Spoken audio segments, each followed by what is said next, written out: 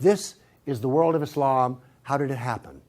You can ask very intelligent people, and they will not be able to give you the answer to this question. How did North Africa go from being European and Christian to becoming Arab and Muslim? How did that happen?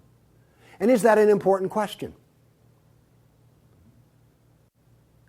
How did the Middle East go from being Christian to Muslim?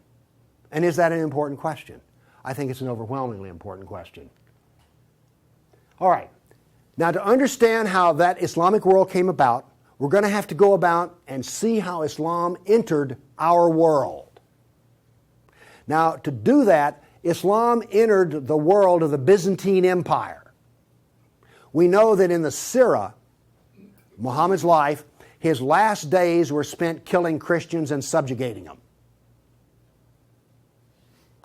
After he died, that process continued. So, let's describe the world that Islam invaded. Now, we're told that the Roman Empire collapsed when the German barbarians invaded Rome. You all heard that story? Well, that's false. That is not true. It is wrong. What happened was, after the German barbarian tribes invaded Rome, they set up their own version of the Roman Empire. They retained classical culture. They spoke Roman. They hired Roman philosophers and Roman attorneys to teach their children and to run their schools. They came into the Roman Empire not to destroy the empire, but just to get the goods for themselves. The eastern part of the empire, so-called Byzantine Empire, is over here. Now, this is after the German invasion. The important point is this: there was still a classical empire. It's not collapsed. Then, after the fall of Rome, the Byzantines gradually exerted their political influence till now this was the new form of the Roman Empire. This is the Byzantine Empire, and it is about to be invaded. This is the classical world that Islam invaded. Notice that the classical world is still up and running. It's critical to remember that. It was now weak, but it was still up and running. We're going to see what caused its collapse. Here we see in 25 years, 3 stages of development of the spread of Islam. This is 25 years' work. How is it that the Arabs were able to do to the Byzantine Empire what the Persians could not do in Iran? Here's the answer to that question. It has to do with Iran, actually. The Greeks and the Persians had been having wars since forever. All right? The 300 at Thermopylae, that was about the Persians. All right? Alexander the Great, he defeated the Persians. The Persians kept hammering on the Romans and then the Byzantines, and 25 years before Islam invaded, there was one massive last series of battles that left Persia weak and the Byzantine Empire very weak. Then comes along the Black Plague. 1 person in 3 dies. So the Byzantine Empire, when Islam invaded, had been weakened by a long war with Persia and the loss of 1/3 of its population. The economy had collapsed by 2/3. You think the Obama economy is bad? Try 2/3. So we had an empire that was weak, invaded by people with a mission. Now, what's important here is these 3 different shades of green represent the different caliphs. This empire is beginning to build here came from people who could be described as the apostles of Muhammad. Why is it important to know that? They knew Muhammad. They held his hand. One of them, Ali, married his daughter. Abu Bakr was his father-in-law. These people are not just brothers in the religious sense, they're brothers in the family sense. They knew Muhammad like I know my wife. And what did they do? Did they go out preaching the Quran? No, they didn't. They picked up their swords, got on their camels and horses, and went out whacking Christians and Persians. That is, this is the true nature of Islam.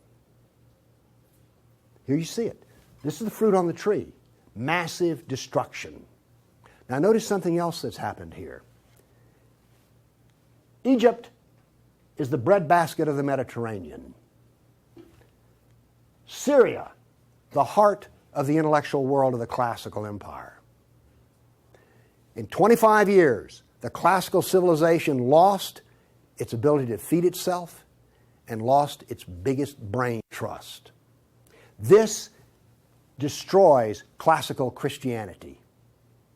Christianity that we have today is a bloody stump of the original Christianity.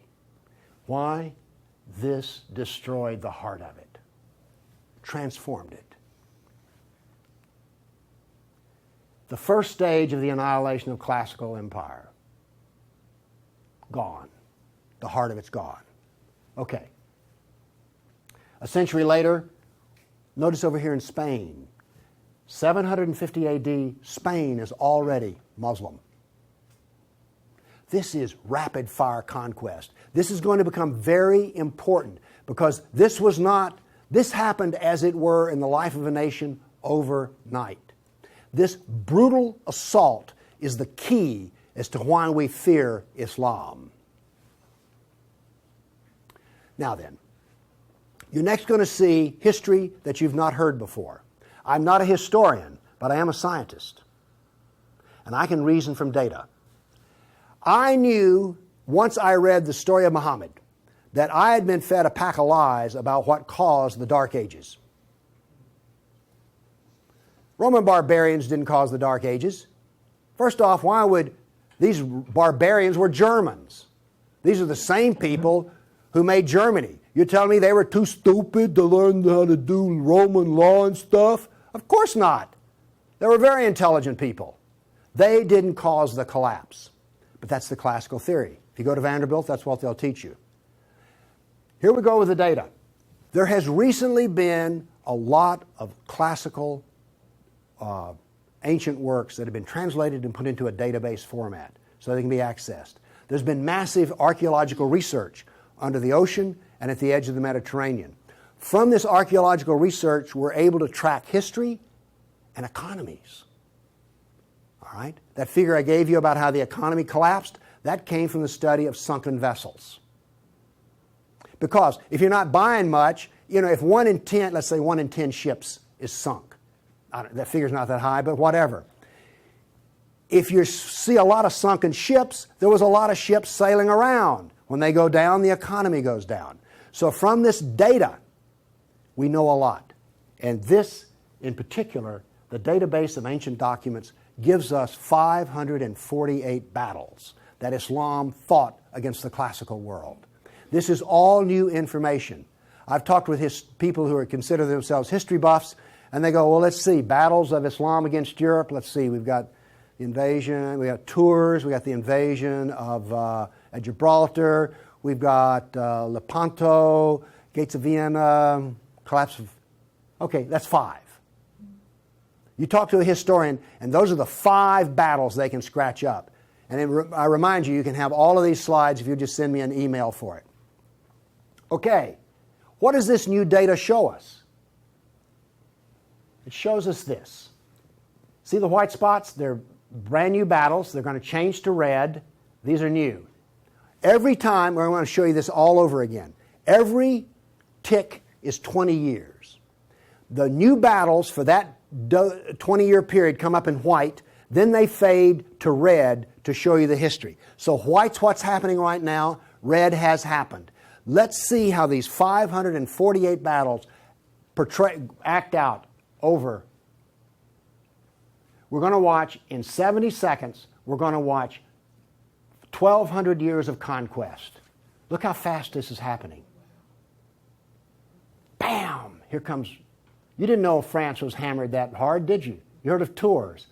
Watch what's happening in Spain and the islands. Now, many of these raids or battles, if they're at the coastline, are slave raids. The slaving that took place in here was extensive and went on and on. All of this work is also happening now then. We're now into the golden age of Baghdad. This is the punishment that's being handed out to Christians everywhere. In Spain, after one battle, there were knights' heads were cut off and they made a pile so high that a man on horseback couldn't see over them. All of the European civilization in North Africa is now gone. I have a question.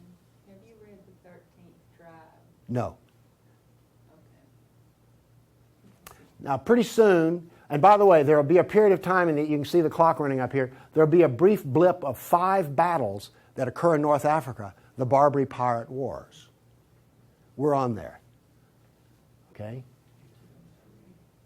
Now then, Byzantium has fallen. Now then, Eastern Europe is being hammered. Notice that it is relentless. It doesn't stop. This is the history that you're never told about. This is the history that explains how all of this came about. Now then, they're getting slower because Islam is becoming weaker.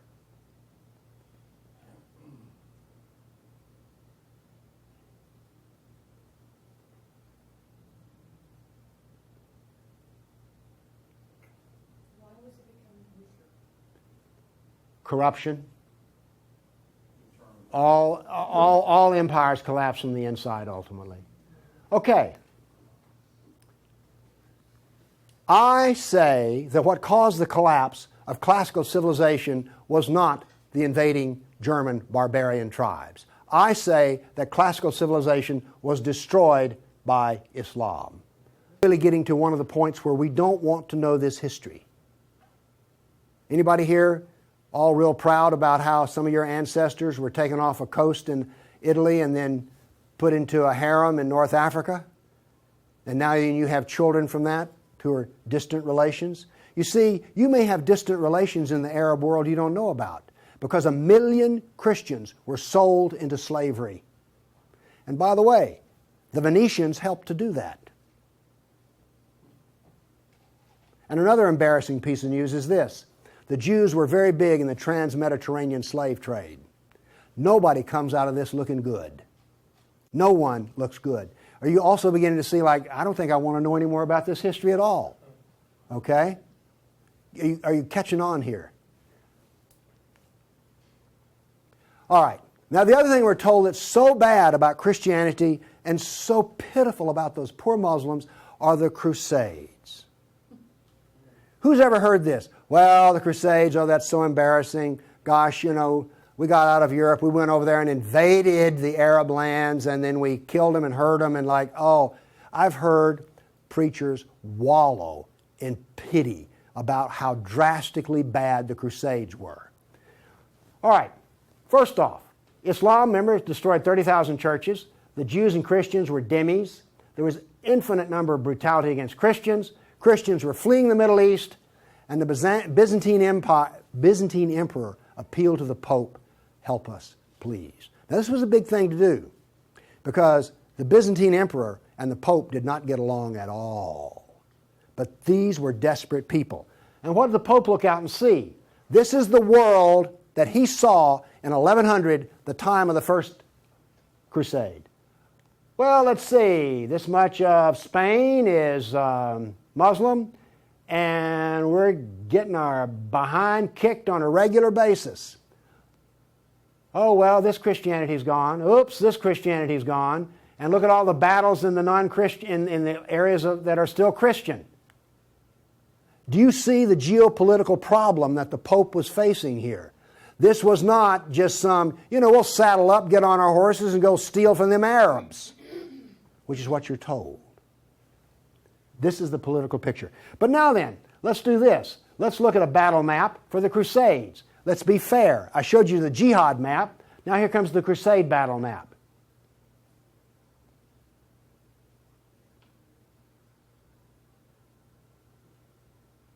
We're almost done. That's it. Now we're told that the Crusades are the moral equivalent of jihad. And therefore we need to be ashamed and whine and cry. All right. The Crusades were defensive, lasted 300 years, and the last one was over 800 years ago. All the jihad was offensive, lasted 1,400 years, and it's happening right now.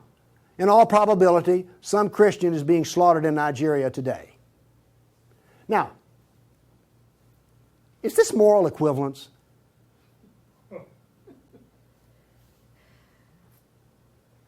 Why won't they teach this in a church school? So the ministers will stop, oh, the Crusades were just so terrible. No, the Crusades were one of the few times the church put steel in its spine. And then we apologize for